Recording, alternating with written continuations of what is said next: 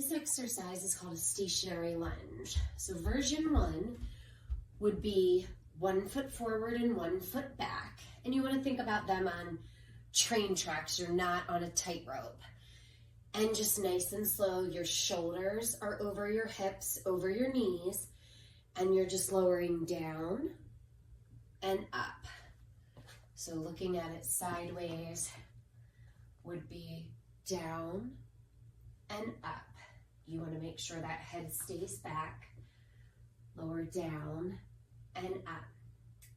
The second version would be to add weights into your hands, and it would be the same form, just down and up. So stationary lunge is where you're not moving. So you're not stepping forward or back, you're just going down and up. Now, a way to make it more challenging, you can either do this with or without the weights, would be a lunge and then add a knee lift into it. So I've kept the weights in my hand.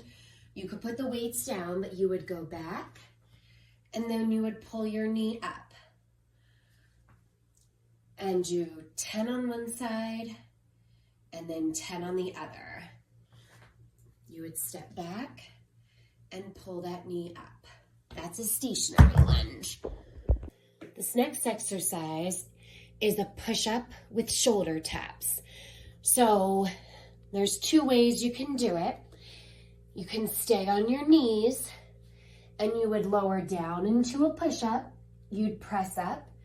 You'd take your one hand to your opposite shoulder. You'd place your hands back down. You'd lower down. You'd press it back up. And then you take your hand off the ground. So there's one way to do it. And you want to get good range of motion. So I'd recommend staying on your knees if that allows you to get all the way down to the floor and press it up. The second way you could do it, to make it more challenging, would be to do your push-up from your knees. And as you press up, you come up and then you do your shoulder tap while you're up in a high plank. So you would come down on your knees, do your push-up, and then you'd come up and you do your shoulder tap. So every time you came up from your push-up, you would come up into that high plank. Okay? So those are the ways that you could do your push-up with your shoulder tap. This next exercise is called a fire hydrant. So you're in that Superman position, your knees are hip width apart, your hands are underneath those shoulders, and you're gonna take that right knee out to the side as much as you can, and then slowly lowering it down. So you wanna do this exercise slow and controlled. You don't wanna be trying to move your body in order to get that leg up higher. You wanna lift with those hip and glute muscles, and then you want to lower back down. If you have to tilt your back and bend like this, then you're not going to be using the correct muscles. So just lift it up as high as you're able to, and then lower down, nice and slow. And then you'll do the other side. You'll do 10, 12, 15 on one side, and then the same on the other. And you might find you have better range of motion on one leg than the other.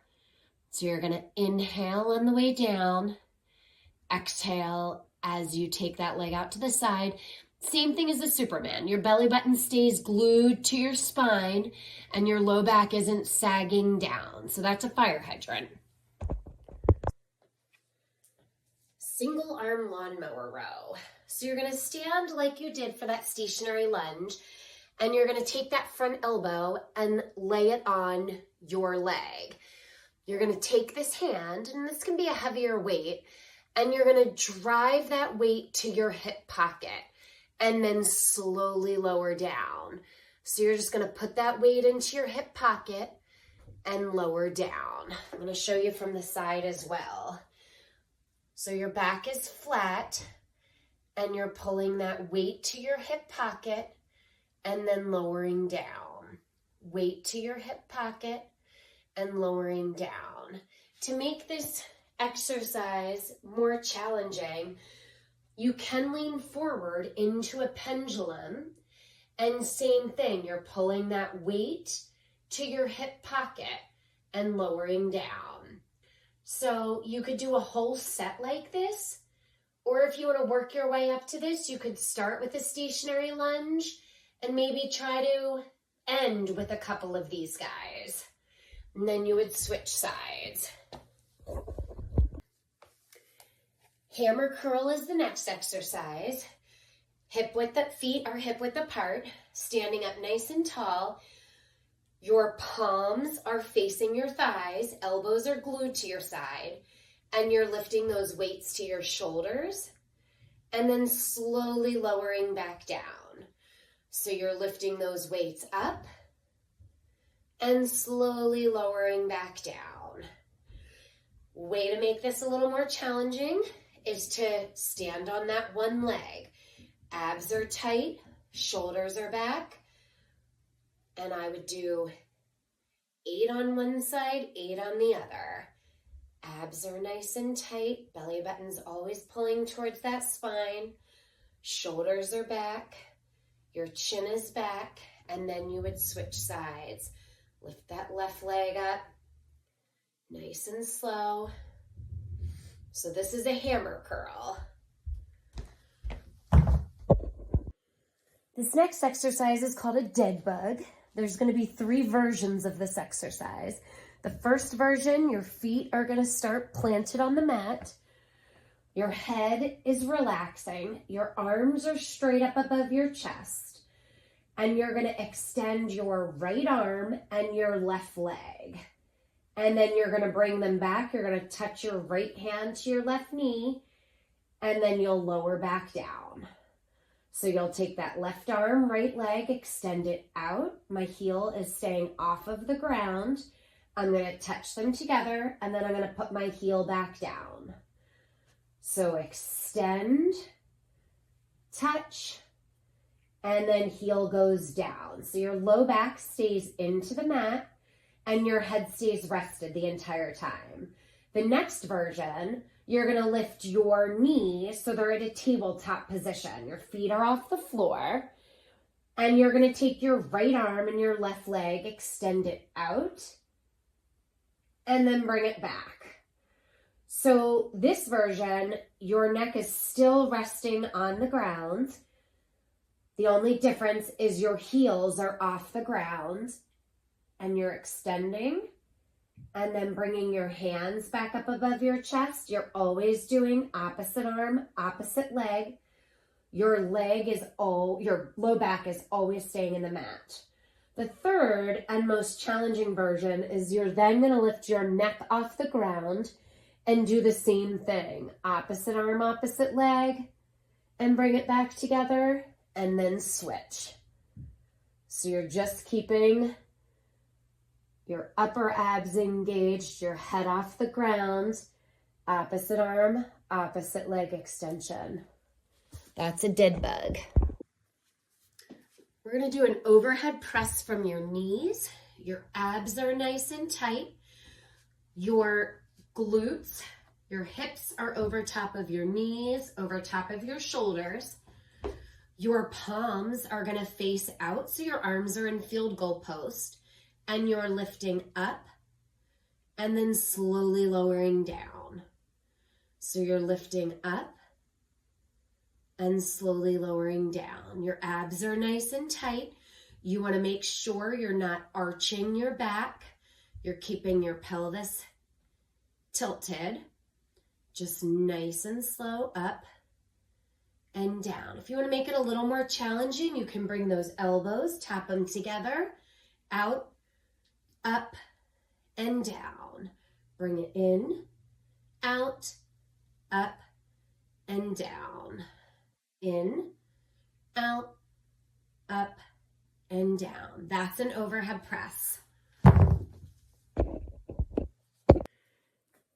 Next exercise is going to be a side plank. Now you could do the side plank 2 ways.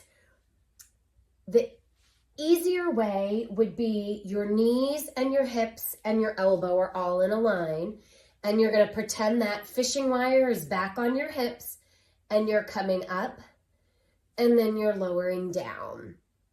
So this is the simplest side bridge. You're feeling all of these muscles here. You're pulling up and then you're tapping that heel back down. So a way to make this trickier would be to put your hand behind your head and we'll add a rotation in. So we're still on our knees and then you're gonna rotate your elbow down to your fist and then back up. So your eyes are on the ceiling and then they're following that elbow down to your fist. And then you're gonna straighten back up. So this is a side bridge with rotation. Now, if you feel confident in your side bridge, you can extend your legs out and you can raise up here. So here's a side bridge, lower down and press it up. Lower down and press it up. This time my heels, my knees, my hips, and my elbow are all in a line. Now I can add in that rotation.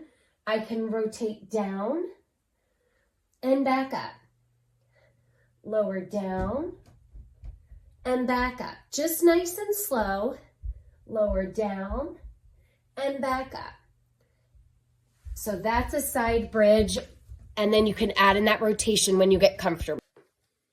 L raises, you're gonna use lighter weights, and you're gonna do one arm's doing a front raise and one arm's doing a side raise. So you're lifting up and then down, nice and slow. Your shoulders are small muscles, so you don't need a lot of weight to fatigue them.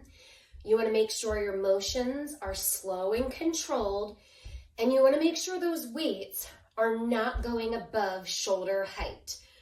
So you're just taking those arms up, abs are tight, glutes are tight, and then lowering down. So you're just alternating which arm's doing the front raise, which arm's doing the side raise.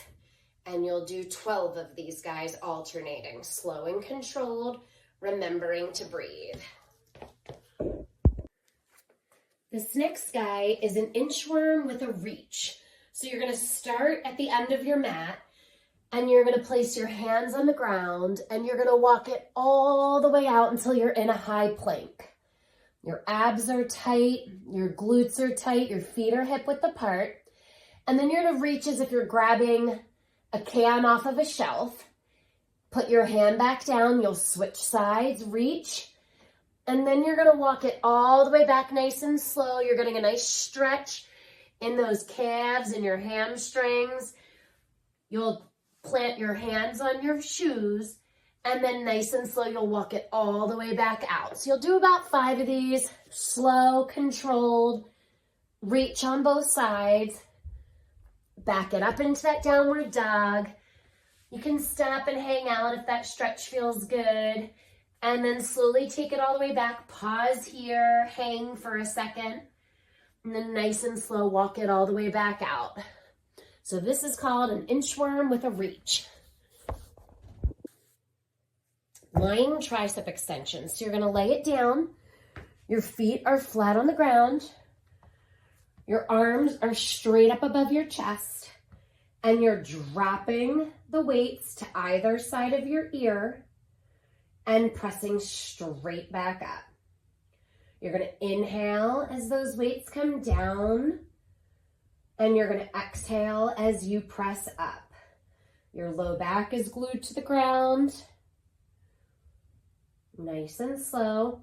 A way to make this a little more challenging is to pick those feet off the ground. You can keep your knees at 90. This will add those abs into this exercise. You'll lower down and you'll press it up. So this is a tricep extension. It's gonna work the back of your arms. You wanna make sure those elbows are pointing to your knees. You're not letting them come out like this. If the weight's too heavy and your elbows are coming out, you wanna lighten up the weight. You wanna be able to keep those elbows in, pointing to your knees, and then press it straight back up. This is a dolphin plank. You're gonna get into a forearm plank. You're up on your toes. Your elbows are underneath those shoulders and you're shimmying forward. So your chin's going above your thumbs. And then you're gonna press back up. So you're making a little bit of a triangle. You're getting a stretch in those legs. You're coming forward over your thumbs. And then you're pressing back up into that triangle. Nice and slow, abs are nice and tight. Bring it forward and then back up. You don't want to let those hips come down and dip. So you're not coming down here, but when you come forward, you're just in that nice forearm plank. And then kick it up and then come back down into that nice forearm plank. So this is called a dolphin plank.